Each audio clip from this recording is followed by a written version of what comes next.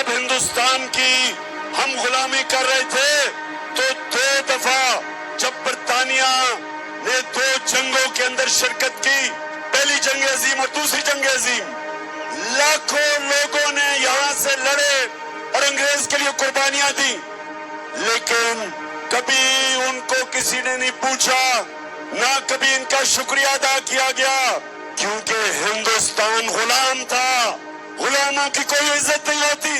जब अमेरिका की जंग हुई 9/11 के बाद और पाकिस्तान ने अमेरिका की जंग में शिरकत की, तो सबको आपको पता है कितने पख्तूनख्वा से लोगों ने कुर्बानियां दी अंग्रेज की जंग में, अमेरिकनों की जंग में।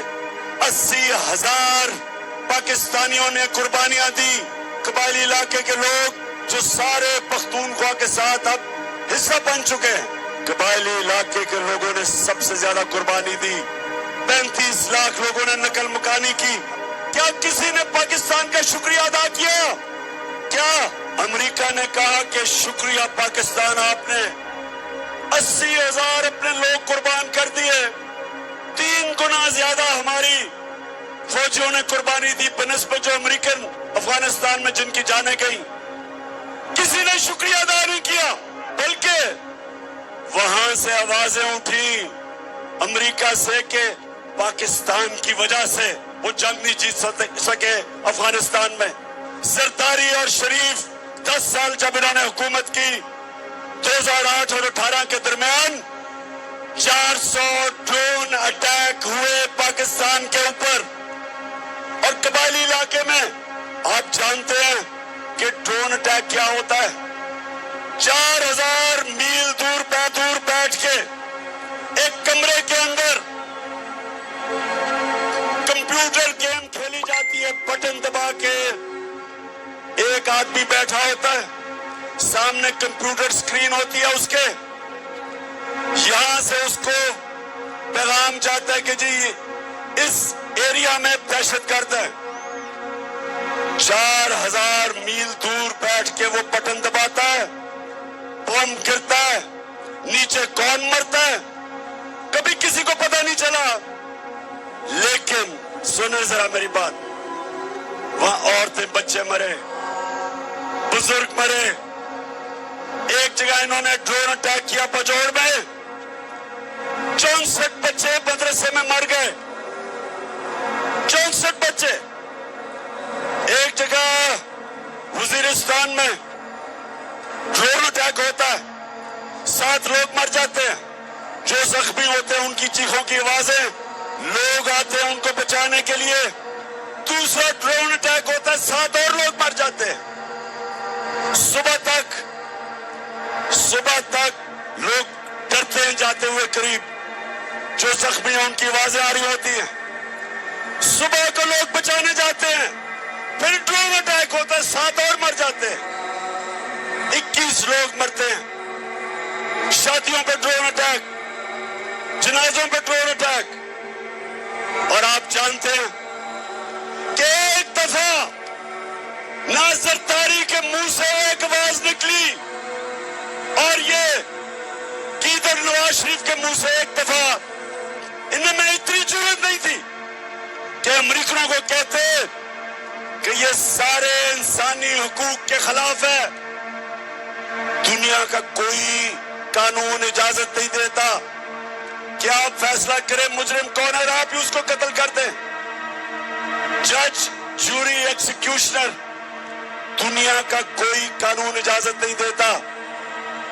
लेकिन इस मुल्क पे जिनके लिए हम जंग लड़ रहे थे, 400 ड्रोन अटैक हुए, एक दफा इन दोनों ने जुर्रत नहीं की अमेरिका को कहने के लिए कि क्या आप अपने मुल्क में दहशतगर्द के ऊपर ड्रोन अटैक करेंगे।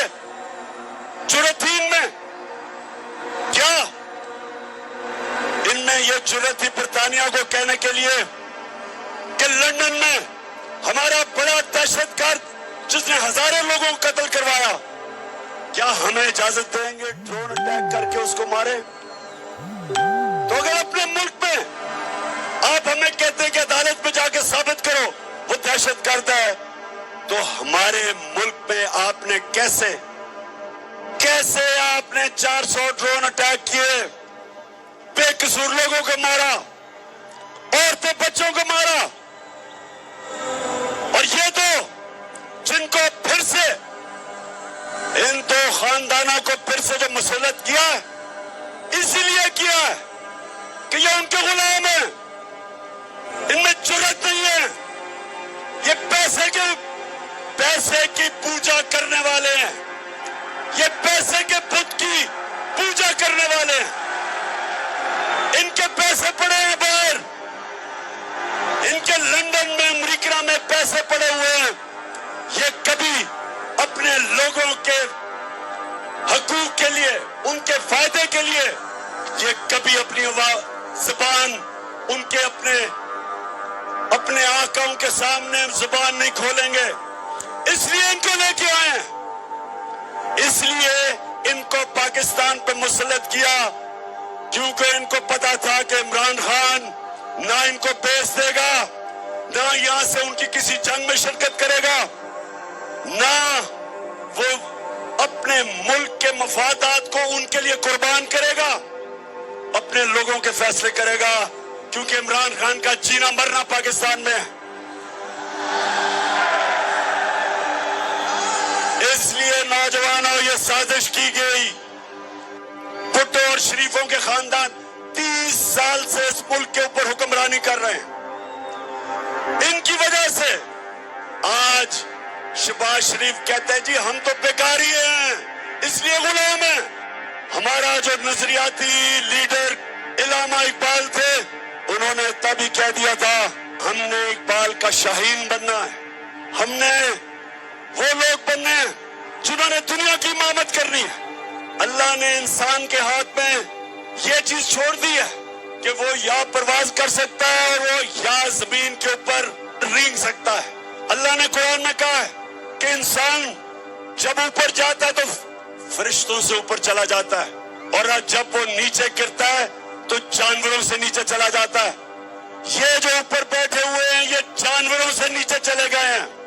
ایک جانور بھی اتنا کھاتا ہے جتنا اس کی بھوک ہوتی ہے، ان کا تو پیٹ ہی نہیں بھرتا۔